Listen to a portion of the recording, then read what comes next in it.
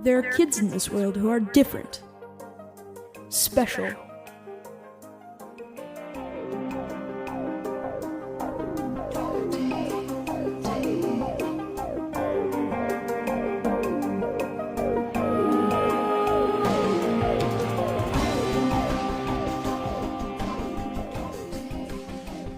In this episode, I'll be breaking down the 30th episode of 6 Months Season 4, piece by piece.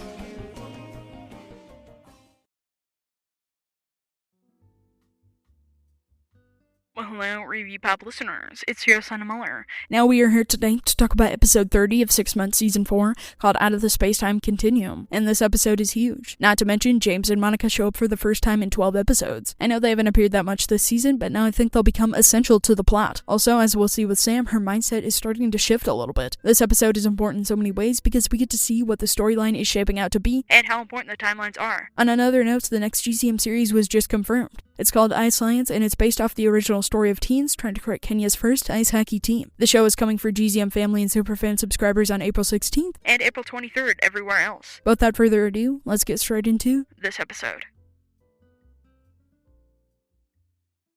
Then we're not gonna crash? Oh, you're definitely gonna crash. But I think I can get you to a lake so you can survive it.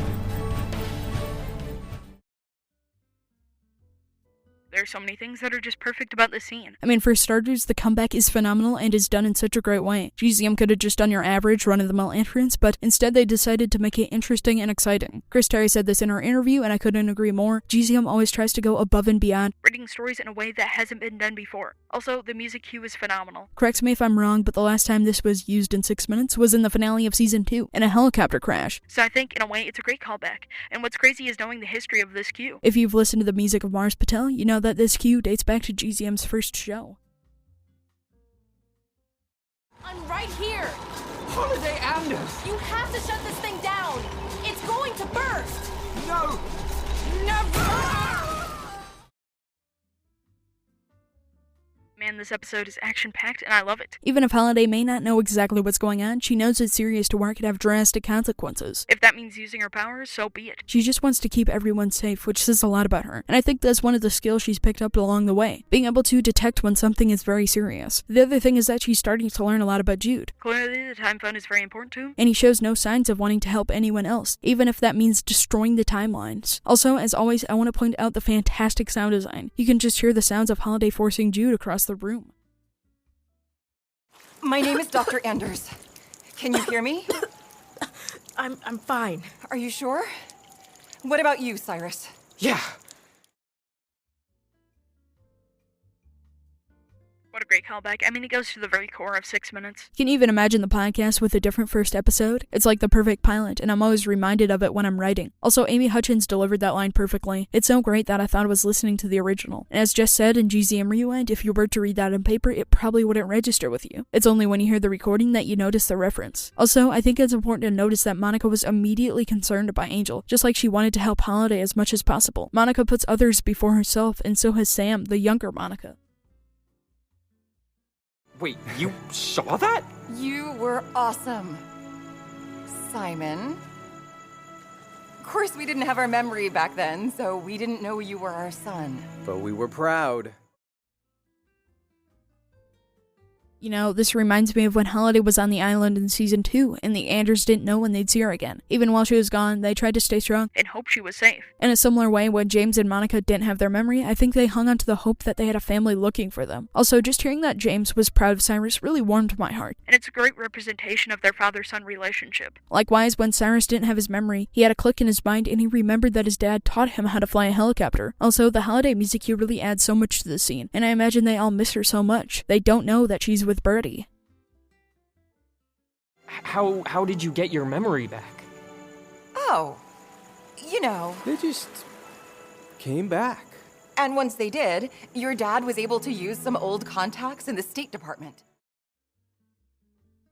I know James and Monica got all awkward because how they got their memory back was like something straight out of a movie. That kiss they shared was so meaningful, and it really encompasses their relationship and marriage. They've been through so much, but at least they've been through it together. They've had each other to lean on through thick and thin, which has proven to be invaluable. It's worked out perfectly. As for James's connection with the State Department, I'm not sure how he was able to pull that one off. Keep in mind he was River's age in 1989. Maybe one of his family members was highly ranked, but I don't know. Either way, this just goes to show what James will do to protect his family, even if that means talking to the State Department. Graves. Angel. Short for Angelica. No way.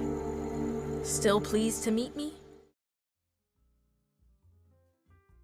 Yeah, James and Monica definitely didn't see that one coming. And I had the exact same reaction. Angelica Graves had such a big impact on their lives and caused so much pain and even discreet between family members. Remember how Cyrus hid being in contact with her? I mean, she really is the worst of the worst. And I think this is one of those situations where you really don't know what to say. No Andrews thought they would ever see her again. They thought she was out of their lives for good. Now for my prediction. I think Monica honestly feels a little bad for Angel. Her whole life was laid out for her, and she was told she would become a terrible person. Monica doesn't know Angel as well as Cyrus does, but if I had to guess, I'd say she'll try and help her.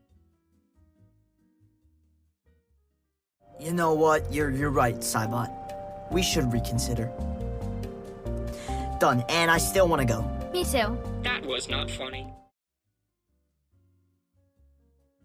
See, that's interesting because for a while I've been under the impression that Sam has been hesitant about leaving for the island. Now it seems as though all that fear has washed away. I don't know if it's because of the change in circumstances, but all I know is that Sam seems way more keen on going to Neverland. And I'm not sure if that's such a good thing. I think everybody can agree that Holiday and Brittany meant something to Sam, and maybe even River, but I don't think they'll have that same kind of safety at Neverland. Who's to say Adam won't use them as stalking horses? As always, Cybot is great. I know we heard more of him in the last season, but even still, he's so charismatic and funny. I hope we see more Cybot fan art.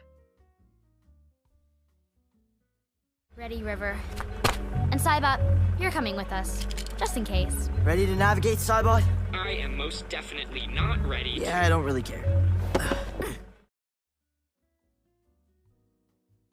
This kind of goes back to the last clip because Sam said she's looking forward to Neverland. Also, I know this wasn't included in the clip, but I love the name Bordeaux. We got Hovey 2.0, Hoverbro, Camsboard, and now Bordeaux. So I think it's great that after 4 seasons, we still get to meet new hoverboards. And just think Bordeaux could save them if they get into a difficult situation. I've also been noticing River's Revel vibes a lot. He seems bold in a sort of way, but that also makes him quite the character, and he's always interesting. But as was said by Holiday, River may seem like a hater, but he has good intentions. Bringing Sam to Neverland wasn't just to please himself. He thought about how it would positively affect her.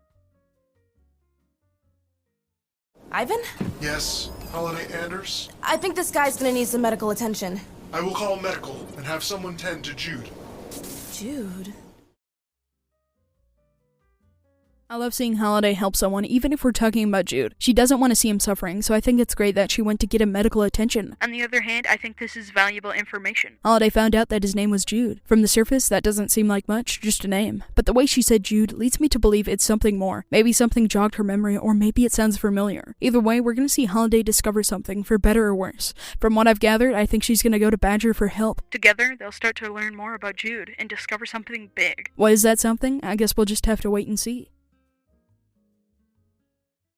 Hello? Hello? Can you hear me? Hello? Brinley? Holiday? This is such an amazing cliffhanger. Mind you, the last time Holiday and Brinley had a scene together was in the finale of Season 2, so this is huge. And from here on out, things are gonna ramp up. I think we're gonna see people from the past and present team up and do whatever they can to restore balance in the universe. But regardless, I am so anxious for the next episode. Just hearing these two iconic characters talking to one another is giving me the chills. I mean, it's awesome. Also, that music cue is so great. As soon as I heard it, I knew something big was coming. It really set the perfect mood. Until next time, this is Landon saying, peace, love, and time travel.